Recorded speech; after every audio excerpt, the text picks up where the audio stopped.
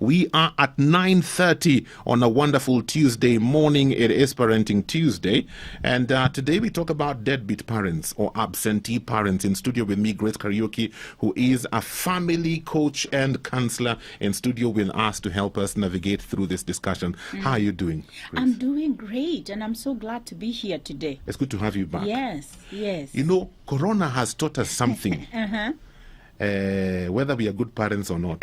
Exactly. Our children have been home for 3 months and we are still counting. Yeah. And we are wondering, what?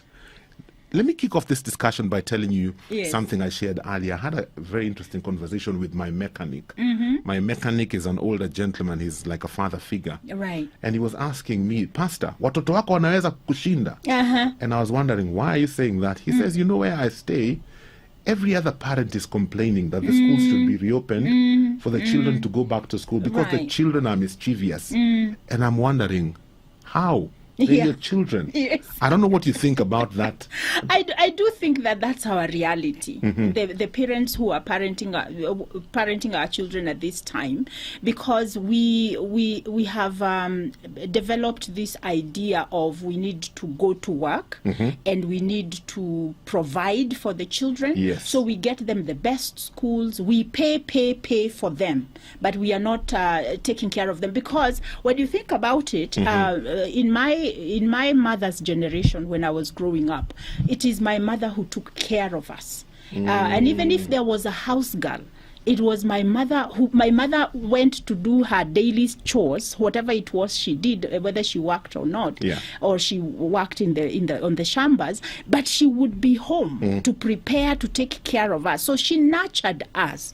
But we were told that you need to usome masomo ndio ninakupatia. So I was socialized to actually go to school, become a career woman, and so that when I remember my mother used to tell me I'm not very good with hands, you know, I'm not, mimi sina hiyo nguvu ya mikono. So she used to tell me, wewe usome kwa nguvu ndio upate elimu, upate kazi, utaandika watu wa kufanyia kazi.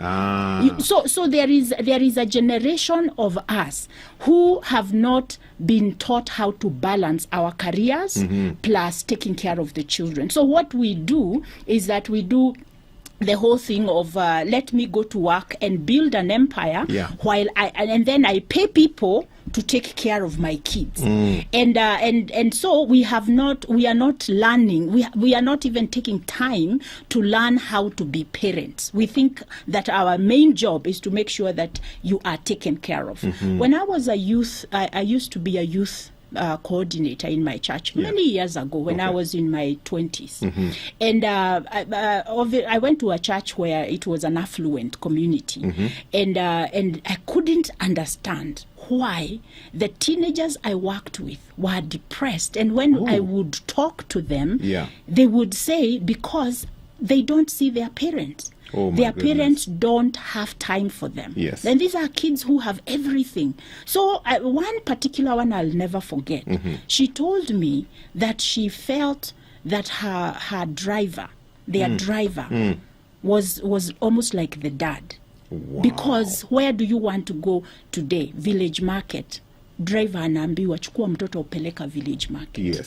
So these children never ever learned how to even experience the love of a parent, the care of a parent, the presence of a parent. So how do you expect them to be parents? Because right now, as we are talking, they are the ones who have children right now. So what do? They work hard. They went to the big schools and they have good grades and they have great jobs. But don't ask them to take care of a crying baby. I have seen that happen a lot. Now, myself, because I grew up, and probably yourself, you grew up with hands-on parents. So you know that's what you are expected to do. So we do have, and I thank God for churches, because the churches, a lot of churches have parenting support groups. There is a lot of training and mentoring on how to be parents. And one time I visited, I don't remember which church it was, but Dr. Mukolwe, the one who has written a beautiful book on parenting. Yeah. on parenting. Him and his wife, they talked, and even their kids, they spoke in that conference, and there were many parents there. And I said to myself, this is great. Now this is what I had, the questions that were asked. Yeah. My son is 9. He does. I don't know what to do with him. Exactly. In fact, I was going to go there. A lot of parents today say, I don't know what to do. I can't remember who it was who had written a post on Facebook. Yes. And they were sharing how they were in a supermarket. Right. And a young boy Yes. was terrorizing the mother. Yes. And the mother looked helpless. Yes. And she was just saying, I don't know what to do with this child anymore. Exactly. And I'm thinking, how now? The other day, as we this whole thing of kids who are getting pregnant, Yes, you know, that information is flabbergasting. Yes. And whether it's true, whether it's manufactured, whatever it is, there is a reality to that. The other day, I was speaking to a young lady who is doing some work in Kitui. Yes. That's her hometown, and she told me she has a foundation where she wants to give sanitary pads to girls, 1,000 girls in her locality. She could not get 1,000 girls. She only got 200 that are going to school because she went to the schools. Oh. You see? Yeah. So where are all these other kids? Where are they? Where are they? They are either there is poverty, or the parents are not. They need them to stay home and take care of the younger ones as they go hustle. I don't know what's going on, but there is a crisis that is there. In my day, my mother never went to school. Maybe she standard 2 education, but my mother said, there is nothing else I can give you except education. So we have this disparity. Yeah. When you go to the rural area, you have these kids who can't go to school because they can't afford the uniform. Even if the the school is free, the parents cannot afford uniform. And then you have the affluent kids who have everything. Yeah. And so there needs to be a balance somewhere where even when you do not have money to take the kids to school, there needs to be programs that are helping parents to do that. Yes. Now, on the other hand, when we have these people who are very affluent, we need to give them parenting skills so that they can take care of their children. When we ask the question, what am I supposed to do? Yeah. I mean, the thing is that you almost want to retort back. You are the parent. Before you give birth, you should have asked, what is parenting? So there is, you are right, there is a need for us to empower the parents. Yeah. And when people were asking about the question of, so who is to blame for the pregnancies? Yes. And I'm saying, I don't, people have many. I said, we don't need to blame anybody. Yes. We just need to find solutions for the parents, because at the end of the day, the first teacher for a child, by the time this child is going to baby class, they are 3 years. Yeah. By 3 years, this child is already deciding what the world is like. Yeah. Developmentally, by 3 years, the child is deciding whether I can trust people or not, whether this is a safe place or not, whether I'll be abandoned and rejected, whether my needs are going to be met. So when mom is not at home, by the time that child is 1 year, they've already formed a worldview that mom and dad are not available. So the person who I know is this person, but that is not your mother. So the mothers are also losing out. The parents are losing out the connecting and the bonding with their children very early. Yes. Very, very early. I thank God for allowing me. I have a master's degree, and usually you think you have a master's degree, you should work. Why did you go to school? Why did you go to school? So when I got married, and I got married as an older mom, I'm an older mom. My babies were born when I was in my 40s. Wow. So what happened is that I told when we were dating, and the question came up, how do we raise our kids? And I said, I wouldn't mind staying home, at least for the first year. Hallelujah. For that child to bond with me. However, my firstborn, I couldn't do that because of financial strain. So I went back to work after 6 months. Yeah. But even going back to work after 6 months, my primary responsibility, I knew that child is mine. So there is a mental transition that needs to happen with our parents, that you need to understand that the primary caregiver for that child is you. I hear when I do marriage therapy, I hear things like, sasa niende nyumbani na mama hajafika. And I say, you have kids? And they say, yes. So you can't go home to your kids. Yeah. You know you are a parent. And I say, you know you are a parent. Yeah. And those little people, they need you. They need to see daddy at home. Yeah. They need. Don't say that I don't go home because my wife leaves work at 6, so I wait for her so we can go back to home together. No. Go home. If you leave work at 5, be home at 5:30, 6 o'clock. Spend time with those little angels, because what they experience at home, that's what they are going to bring into the world. Okay. Yeah. And shortly we'll talk about the whole issue of technology and whether it's a hindrance to parenting today, because I recognize when we were growing up, we didn't have a lot of this technology. You know, I get amazed today that our children can stay. In fact, like with this corona pandemic, our children can be in the house for a month, and it's okay. For us being at home in the house for half a day was unbelievable. Right. Yeah. So has technology disrupted some things where parenting is concerned? We'll talk about that shortly. Remember, it is Parenting Tuesday. We are talking about parents who are there but they're not there. Whether you want to call them deadbeat parents or absentee parents, that's what we are looking at. The whole aspect of technology, sometimes I wonder if it has made parenting a little bit more difficult. You know, I saw a cartoon somebody had drawn, and they were saying, it was a picture of depicting the 90s. You know, in the 90s, the mother is trying to drag the child from outside into the house because the child wants to just be outside there, play football, play bano. Right. Now, in this generation, the mother is dragging the child out of the house to go outside. Yes. At least ride your bicycle. You're so much on these screens. Yes. So are these screens affecting our parenting? Right. I do think that it depends on how you take technology. Okay. Technology is good, and there are a lot of valuable things that technology has brought to us, and we now have a lot of information that could help us. Okay. But also technology without boundaries, without direction, especially to our children, it becomes a menace. Because now, remember, the reason why children are doing very well in school is because at school there is structure.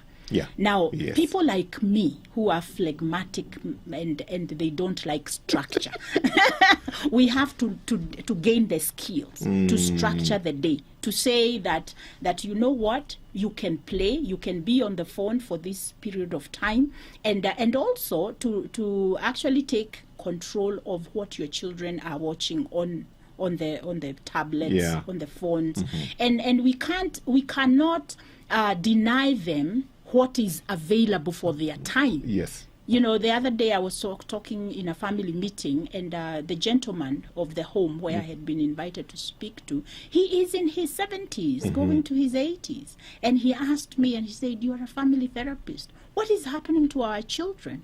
And I told him, you know, this is their time, and this is what they have to deal with, and they will make it.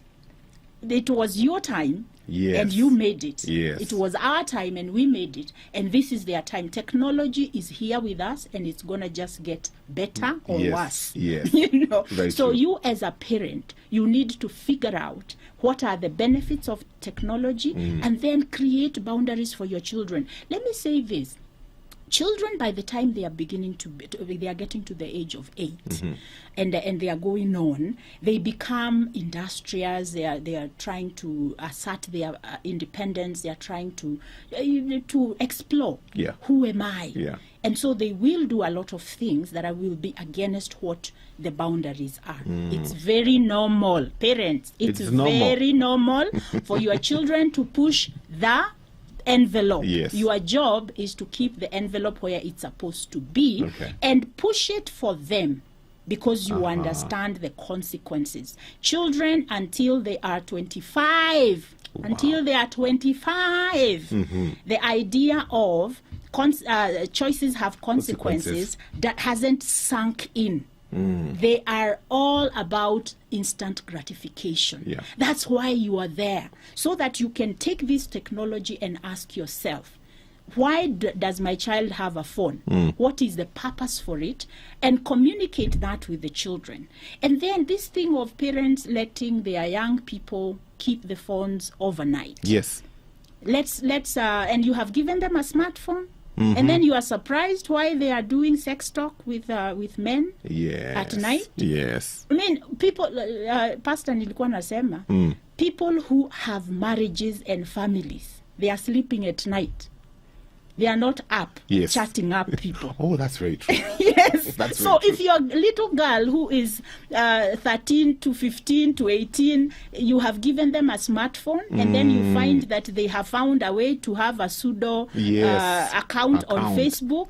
Guess what? The people they are talking with are usually lonely people who are looking for people to to talk to, because married people are asleep. Yes. So you need to be very careful, because I have had these stories over and over again, that there is the benefit of technology. Let's find out what is the benefit, because of course now they want to talk to their friends, they want to play games on the computer, they want to play games on the laptop with their friends. That's how they are connecting. We need to kind of agree to that, that our children are connecting virtually. Because and Corona has also given us parents a run for our money, because now we have to connect virtually. Yes. How many Zoom calls? I mean, I think Zoom is making telling you. A killing, because there are so many Zoom things that are happening right now. So we have been introduced to the world of our children, and we need to communicate. We need to teach. First of all, parents, train yourself on what is all this about the virtual world. Train yourself over that. Know what's happening. Know what's happening, and then guide your kids. Guide your kids. That's what when I talk about discipline. Discipline, when you think about it, it's not just about punishment. Punishment is part of the discipline, but really it's making disciples. It's creating this person who they are going to be when they are grown. Now, talking about deadbeat parents. So when I was looking at the explanation of what it is, it's the parent who is not available to offer support and nurture to the children. So it can be obviously when people saw the poster, they thought we are talking about the parents who abandoned. Very true. And they are not taking care of those children. In fact, that was very intentional. Yes, but really we are talking about the parent who is at home, but you are not available. Tafadhali, married people who are working from home, daddy, take time off that work. Unajua vile unachukuanga ukiwa ndani ya, when you are in the office, you take your tea break. Please take your tea break, go downstairs and look at the kids, tell them how are you doing, have a snack with them.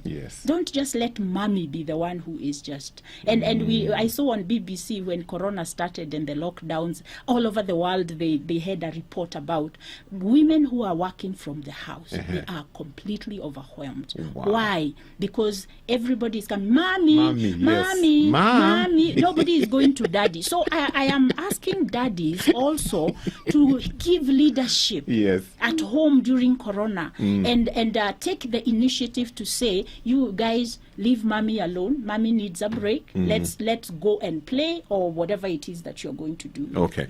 Before we run out of time, there's that question that question that sometimes parents ask, and we've even had leaders in this nation ask, so what do you want me to do? Right. So for that parent who's at that place, wondering, so what can I do? What tips can you give parents to help them become more hands-on and involved in the lives of their children, especially if their children are preteens or they're already teenagers? You know, there's some time you've lost. How can you begin to catch up? Now, number one, there is something we call parenting stress. So take care of your stress levels first and foremost. So you are stressed, you are feeling overwhelmed, because that's what stress does to you. You feel overwhelmed. So ask that question, but ask yourself, what can I do? What am I going to do? What is the problem? And take a moment of yourself, go to your room and take a moment and say, this is my child. I am the parent. They are overwhelming, but I am the parent. So do some self-awareness awareness, some self-work, self-talk, and ask yourself, if I don't take care of them, who is going to take care of them? Now, there are a lot of parents who are parenting through fear. You know, they are afraid this is going to happen, so they are very anxious. They are not able to provide the appropriate help to their children. Yeah. So take care of yourself. Get to know you. Now, ask for help. We are there. We the family and family therapists. We are all over the place. Seek for the help. Now, if you don't know any family therapist, at least go to your pastor. Talk to someone. Find a mentor couple who have raised children, and walk with them. Let them walk with you, especially gentlemen. I want to encourage them. Remember, as the head of the house, you just don't have just a title with no authority. You need to take up your mantle and say, I need to learn. If I don't know, I need to learn. Some of us our fathers were harsh when we were growing up, but with age they have mellowed. Yeah. Why not go sit with your dad and say, Dad, I'm really want to have a talk with you. How did you deal with us? Because every generation deals with the teenage years. I love that. Yeah. Because our parents, for those of us who still have parents that are alive, are a very good resource. Yes. They've been through this before. Yes, and look at us. Yes. So let's go there and say, and then the information we get, that information, we translate it to our time. Yeah. But I will say this, it is important for you, if you're feeling overwhelmed, please seek for help. But you can also use your own resources, which is talk to yourself. Think about when you're stressed at work, what do you normally do? When you are stressed with a project, how do you handle it, and translate that into your family life? A lot of times I think we think that family life is supposed to be happily ever after. No energy put in there, no initiative. It just happens, and that is why we are feeling overwhelmed. So it would be important for people to reach out and get the help that they need. Look for resources, read about parenting, go online. These days, you know, these TED Talks and all that, there are a lot of information. And I want to encourage people not to think at hiyo ni mambo ya wazungu. No, they will trigger you. It will trigger you. It's information. And you take that information and you translate it to your particular situation. It will trigger you to think outside of the box. Okay, as we finish, because you know, I was looking at the newspapers today, and there's a high chance that schools will not reopen in September. There's still so much that we need to think about, and so many measures that need to be put in place. And so, how can parents ensure that they really maximize on this time? Because our children are at home. You know, how do we maximize on this time, even to get to know them, to know their fears, what they think, their struggles, and things like that. Right. Now, let me say very quickly. A lot of times, what we struggle with is, how do I communicate with my children? Parents, please listen. Learn how to actively listen to your children. Sit down, give yourself time. Don't do what we normally do. They are talking to you and you are moving around the house. So sit down, look for teachable moments. Number one, when you are actively listening, pay attention to what they are saying. Ask question, clarifying question. I heard you say, is that what you mean? Do reflective listening. What I heard you say is just repeat to them what they said, and then summarize what they said to you. That way you will not be paying attention to what you are feeling. You are paying attention to what they are telling you. Number two, if you have children have the lifespan of a child, not the lifespan, but the attention span of a child is usually 5 minutes tops, and that goes for teenagers too. So there is a skill of brevity. Brevity means that shortness. Be concise. Be very clear what you want to say to them, and finish it within 5 minutes. If you are still talking after 5 minutes, you are repeating yourself, and they are not listening to you. And then be consistent. Be consistent about what you want them to learn. There is this thing we used to be told, that Barea, you know, the home of, the clan of, we don't. So teach your children what the values of your family is. Sit down as a parent and ask yourself, what this ship that I am steering, where is it going? What is the destination? What are our goals? And remember what I said. Children will always be pushing envelope. Yes. There is a study that was done a long time ago in the early 2000s about teenagers who have boundaries versus teenagers who don't. Yeah. And this is what they said. When I know what to expect, then I feel safe. Even if I'm going to push the envelope, I feel safe. When I don't know what to expect, I feel like I am in uncharted waters. Yeah. So parents, know your space, and then train yourself to talk to your children. Listen, just think about when you are dating your husband. Si mulikuwa mnasikizana, mulikuwa mnasikiza sana. Yes. So train yourself on active listening and then take care of your stress. Parenting stress. Now your question, what am I going to do? Yeah. Sit down. If you are in corporate, you always do these trainings about problem solving and decision making. Go back and take those skills and use them in this space where you are saying, I don't know what to do. Stop sending your kids to other people to take care of. Yeah. Train yourself. I tell parents all the time, I want to coach you on how to take care of your daughter instead of you sending her to me. Wow. How you can talk with her. Yes. Yeah. Grace, asante sana. Karibu. We truly appreciate you coming. And this is a conversation that we need to take to the next level. There's still quite a bit we need to discuss. Yes. And so we'll let you know when we can pick up this conversation and go on with it. Right. Great. Yeah. It's been a Mzazi, pleasure. I hope umesaidika asubuhi ya leo. Thank you so much for being a part of that. Keep listening to Family Radio 316, station where the music does the talking.